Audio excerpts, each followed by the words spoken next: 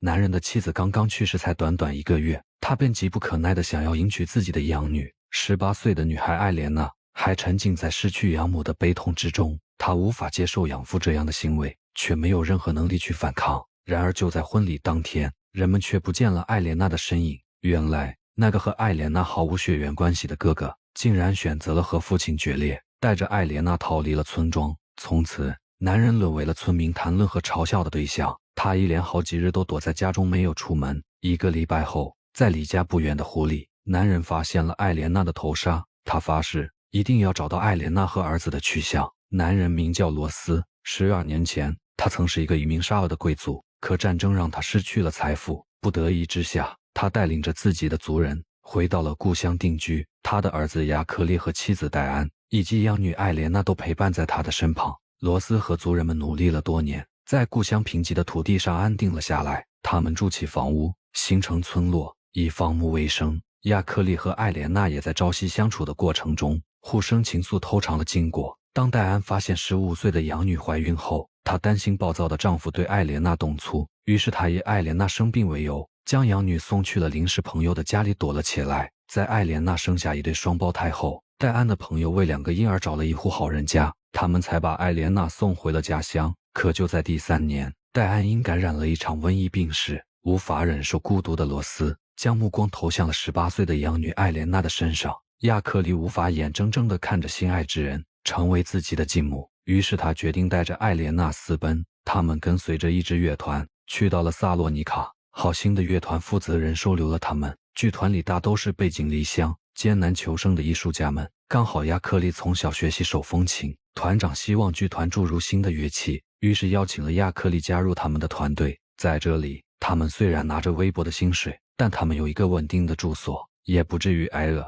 更重要的是，2年后，他们经过多方打听，还意外得到了双胞胎儿子的消息。但当他们看到2个儿子被抚养得非常好时，他们不忍心打扰儿子们这来之不易的幸福的生活。他们深知孩子回到他们身边，只有吃不尽的苦。就在2人抱头痛哭之时，一个熟悉的声音从剧院大厅传来。团长早已听闻了艾莲娜的故事，他知道大厅里的那个老头就是亚克力的父亲。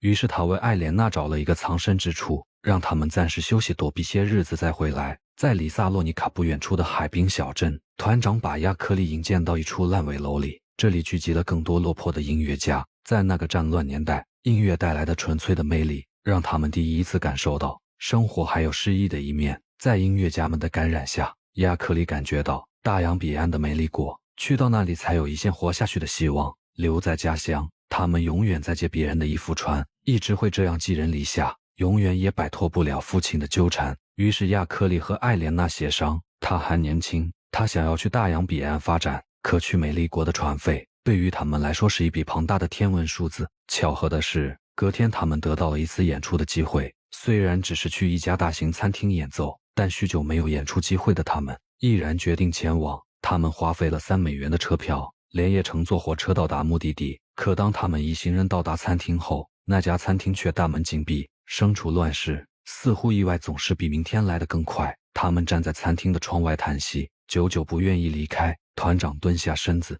打开琴盖，假装这一趟行程没有白来。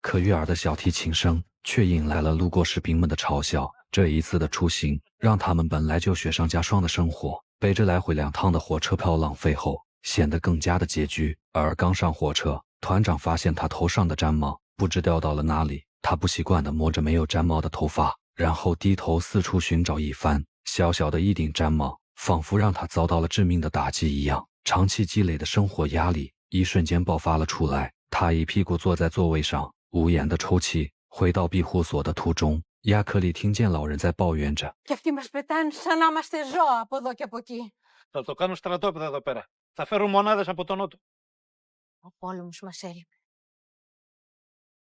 这一刻，他坚定了离开的决心。他便买了母亲遗留给他的结婚戒指，然后找到志同道合的艺术家，一同协商离开的日子。当晚，亚克力向艾莲娜保证，等他在美丽国立足后，挣到船费第一时间就会回来，接他一起去到那里。艾莲娜难以接受爱人的离开，她认为这是亚克力对她的背叛。她穿上当初逃婚时的婚纱，想要离开这个小镇，可她并没有地方可去。从小她的父母双亡，养父又一心想要占有她。就在她落寞地坐在码头的椅子上时，酒馆的男人们看见她孤身一人，纷纷上前邀请她共舞。很难想象，没有一个男人保护她以后的生活会是怎样。突然，亚克力的呼唤声传来，眼看艾莲娜如此伤心，亚克力去美丽国的计划搁浅。不久，艾莲娜想要将双胞胎儿子接回身边，刚好双胞胎的养父母一家准备移民，他们不忍心，就此阻断了双胞胎和亲生父母的联系。于是对方成全了艾莲娜，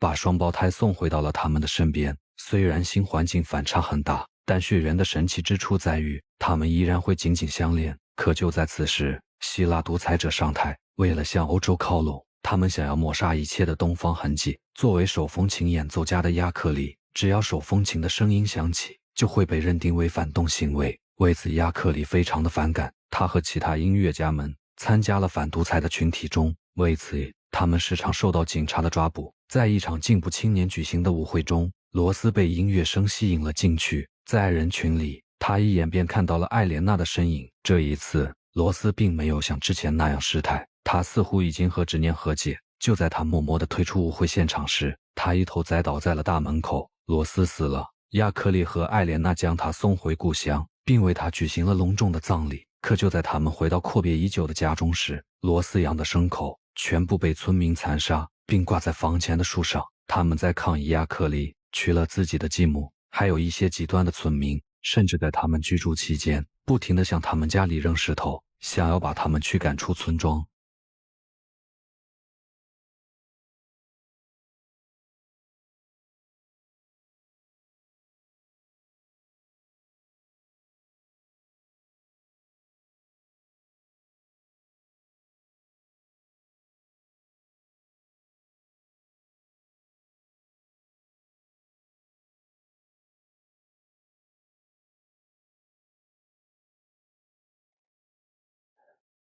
直到深夜，骚扰的声音才停止。也是在这一晚，天空持续下了整晚的暴雨，村子里被洪水淹了一大半。隔天一早，村民们收拾着行李，准备向内陆撤离。可由于亚克力家没有小船，他们只能静静地等在原地。下午时分，一位好心的族人才返回村庄，为他们伸出了援手。看着村庄逐渐被洪水淹没，这意味着在这世界上，他们再也没有了家。他们一家人不得不再次返回到海滨小镇，但随着小镇上的士兵越来越多，这里不再平静。剧团的团长被射杀，居民们的生存空间更加的狭小。为了自身的安全问题，也为了能养活2个年幼的孩子，艾莲娜同意了亚克力前往美国寻求出路的决定。艾莲娜非常的担心，接下来将近1个月的航行充满了各种未知。她拿出那件还未织完的毛衣，再三叮嘱亚克力一定要活着回来。战争年代的每一次分离，看上去都像是一场永别。然而不幸就在亚克力离开的这一晚发生。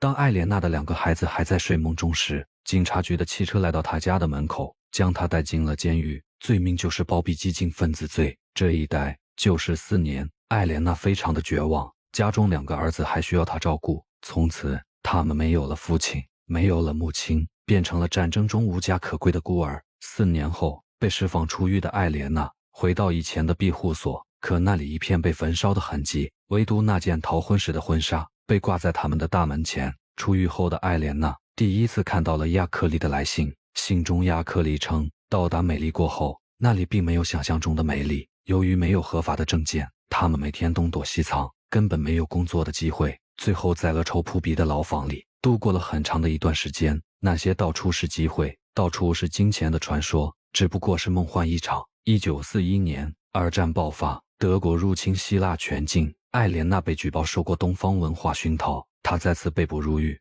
而就在同一时期，远在美丽国的亚克力，为了能为家人获取到签证，他毅然选择了参军。因为当时有规定，参军上前线3年后，当局承诺会为那些偷渡而去的外来者以及他的家人们颁发合法的永久居住权。不过亚克力并没有等到那一天。1944年，德军撤离希腊，艾莲娜再次被释放。她微微颤颤地踏出监狱的大门，此时她的脸上写满了麻木。这一次出狱后，艾莲娜被告知，她的丈夫3年前就已经战死了沙场，但在他们的故乡有了她双胞胎儿子们的消息。本以为是一场感人的相见，不想当初的故乡刚刚结束一场战役，湖边一具具冰冷的尸体，正是这些妇女们年轻的儿子们和亲人的见面，只不过是认领尸体而已。看着大儿子的尸体裸露在对面的礁石上时，艾莲娜晕倒在了湖边。晕倒后的艾莲娜被人抬回营地，一个年长的老人告诉她，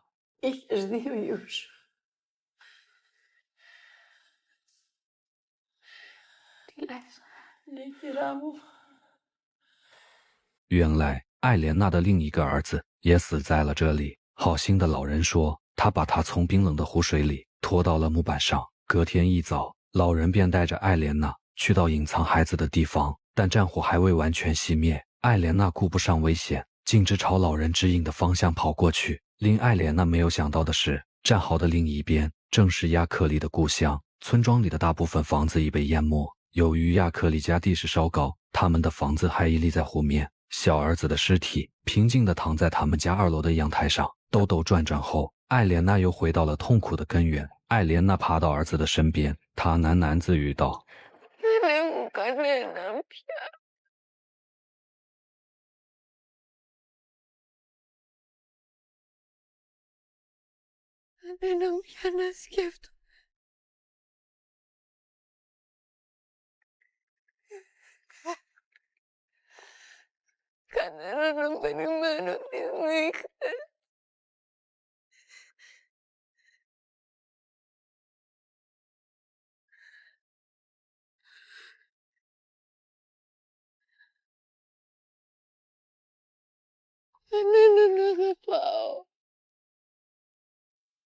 这是一个真实的故事。艾莲娜的一生都在失去，她从小失去父母，又失去给她温暖的养母，再失去了爱人，最后失去了儿子。在特殊背景下，那便是大多数女性的命运。她无情又十分的残酷，而生在和平时代的人们，在看到这样的痛苦后，一切的不如意只能算是跌倒后的一块小伤疤。艾莲娜记录了这一切，讲述了这一切，后人带着虔诚的期待能有人去改变这一切。